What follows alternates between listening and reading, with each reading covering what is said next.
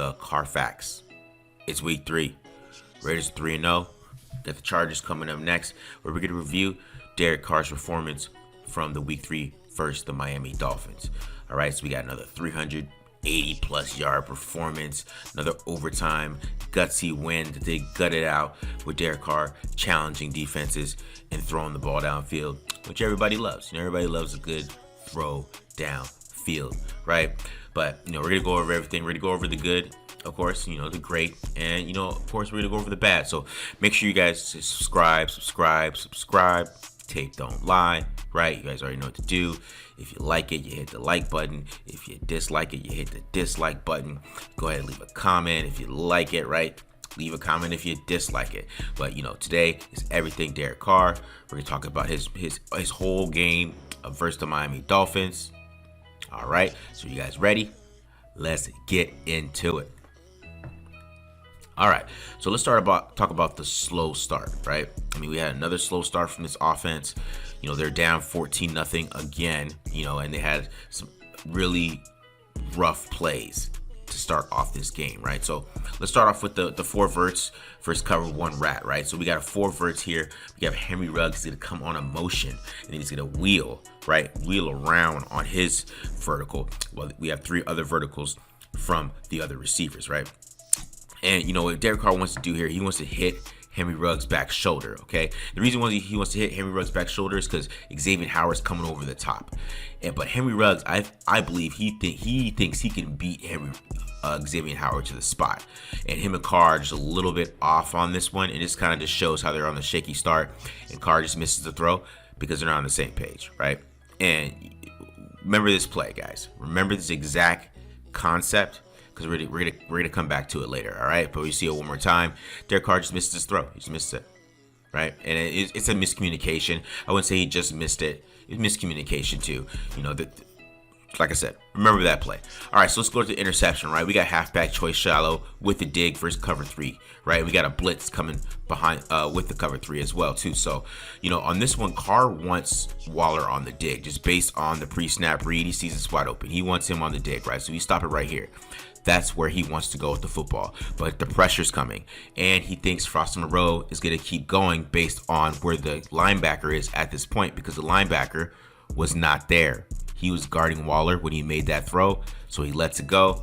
But Moreau stops, and you see the rest of the play, what happened, right? And we'll see it again from the backside. Bad, right? Bad. So you see it again for the backside that Carr is looking at the dig. Let's watch his eyes. See how he's looking at the dig, but the blitz comes. He's expecting Moreau to keep going because Atlanta Roberts was moving back with Waller when he threw that football, but Moreau stopped. Pick 6. And like I said, just ugly start. And then this one is just me. I'm being a little nitpicky on this one. We got a flood post for C1 robber, right? And Carr wants Renfrow on this, and he's going to give him a chance to win, right? And he's going to throw the ball to him. But just a couple things I want to point out here. Save that view for later, all right? Just save that, right? But on this play, in my opinion, I really feel like he just should have hit the shallow. But, I know he expected Renfrow to win here. Renfrow doesn't win, though. And he had Waller for a good 12 yards. Waller on shallow crosses is basically unstoppable. So I feel like sometimes they got a little too aggressive, in my opinion. And sometimes you just gotta play quarterback. You just gotta play quarterback and just read the field, hit what you gotta hit. All right. But let's talk about how Derek Carr's growth and anticipation. I wrote an article about this on silverandblackpride.com. But let's deep dive into exactly what's going on with this anticipation. This is one of my favorite anticipatory throws here, the curl wheel, right, versus C1 blitz. This is usually a great cover 3 beater because it keeps the corner has to make a decision. Do I go back with the wheel or do I stay with the curl? And makes it easy decision for the quarterback. Hunter Renfrow adds a little spice to this route. You'll see this where he's releasing this football, where Hunter Renfrow is, right, and where he's throwing it.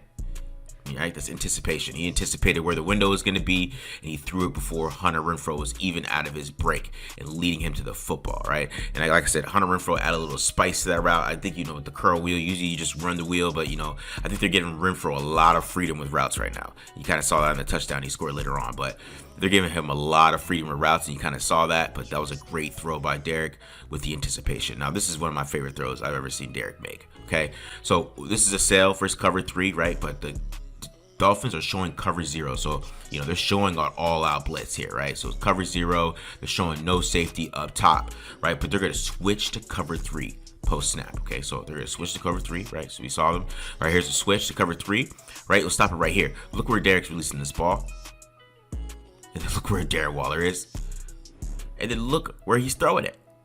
That's anticipation, guys. And this is 20 yards down the field. This is not just like the quick out anticipation or a quick comeback. This is a, kind of like a corner route anticipation in between a tight window before the corner can get there. Before the corner can come off his man and get there and cover 3, he dropped a dime right into a window. Like, he did not throw that ball to Waller. He threw it to the window, and that's just great anticipation. That's what you love to see from quarterback, and that's the difference between a good quarterback and a very good and elite quarterbacks. Is anticipation, is that type of play. So that was exciting to see. You see that growth from Carr, because if he continues to push the windows, it's going to be exciting. But the trusting young wideouts is what we really, really wanted to see going into the season. I know a lot of people wanted to see Ruggs and Everett get more targets. I mean, Ruggs has just as many targets as Waller the last 2 games. So he has 14 targets the past 2 games. Waller has 14 targets. We're going to look at this one.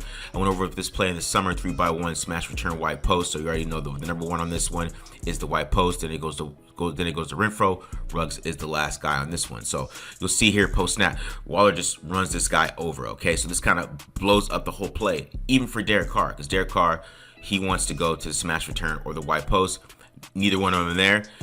Good poise right there, gets off the pocket, finds a wide open Henry Ruggs, who his man got bumped, and everybody got confused by the bump right there, right? But you'll see it on the back end, how Derek Carr kind of reads this, right? So Derek Carr, he's looking at either the wide post, and then he comes to the smash return, right?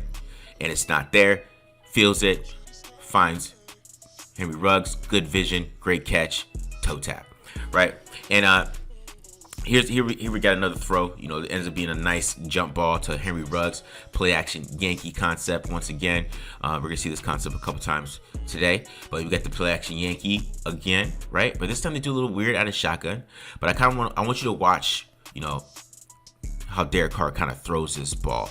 Sometimes I feel like that, the ankle was bothering him a little bit, because I feel like he could have slid to the right earlier. I know at this point where I stopped it, yeah, he's about to get killed if he does that, but I think earlier he could have slid over and put some more drive into this football off of his back foot, but he kind of just avoids his back foot and kind of just tosses it in the air. I mean, it's an awesome play right to Henry Ruggs, but I still believe, like last week, we did not see him throw off the back foot like this, because I really feel like that ankle might be bothering him a little bit than we think, because I really feel like he could have put some more oomph on this throw on line, right? But he decided he wanted to loft it up, give Henry Ruggs a chance, and Henry Ruggs made that play for him. Look how strong he got.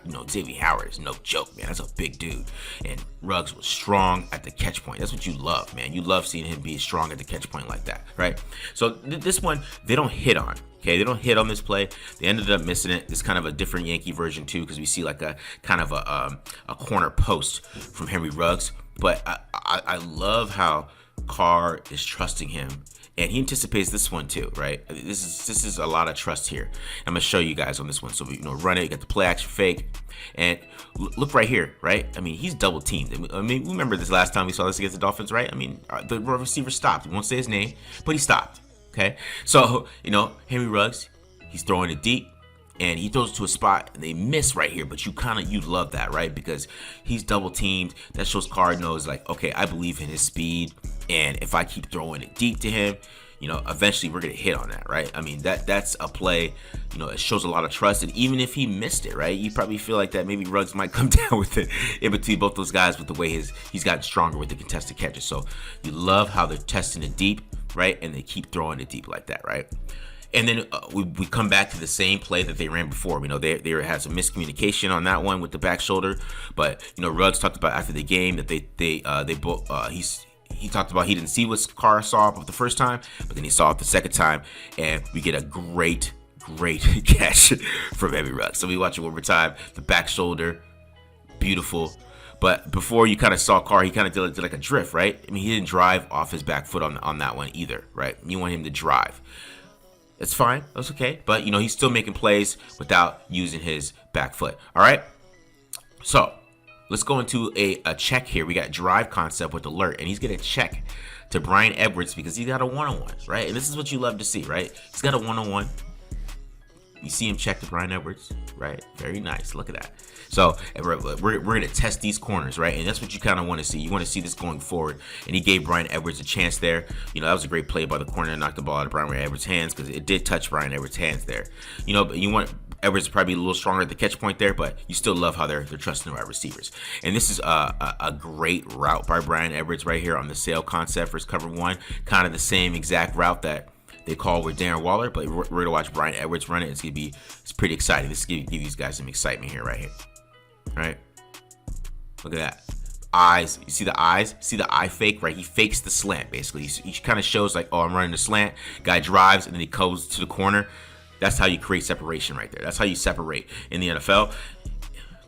Dime, big play, right? So you love that. You love the eye manipulation by Bryan Edwards when he's running those routes. And then you love Carr stepping up in the pocket, right? He kind of just tosses this across his body. You know what I mean? That's a dime across his body. Okay? I want you guys to realize that. That's a dime across his body. All right? And this is probably one of my favorite throws that I've seen from Derek Carr. This is, you know, a big time. Dolphins just tied the game. Raiders need a big play to go win this game. Okay? And we kind of got a sail concept, a different variation of it. I mean, Gruden's been switching up his sail concept, so you guys can kind of see it's a little different. So it's just a dime, bro, across the field. There's really no way to explain that. Edwards just beats the coverage. You know what I mean? Dime, dime, dime. You'll see it from the backside, guys. This is an awesome throw versus a blitz, right? I mean, Miami kept blitzing. They blitzed him 19 times. But let's watch this throw. He didn't even get to step into this one, right? And we're talking about him not stepping into throws today. But he didn't step into this one, and he's throwing dimes. So, I mean, this goes twofold, right? So we're excited because we're seeing Derek Carr be accurate without getting his feet straight. And I think that's a big thing going forward for anybody. If your quarterback doesn't have his feet straight and he's still accurate, that is a good thing, right? So the ankle starts to heal. He starts driving that ball better. We're going to see a lot better accuracy overall. But this is a great game from Derek Carr. Like I said, make sure you guys hit the subscribe button. Subscribe. Hit the like button. I'm out.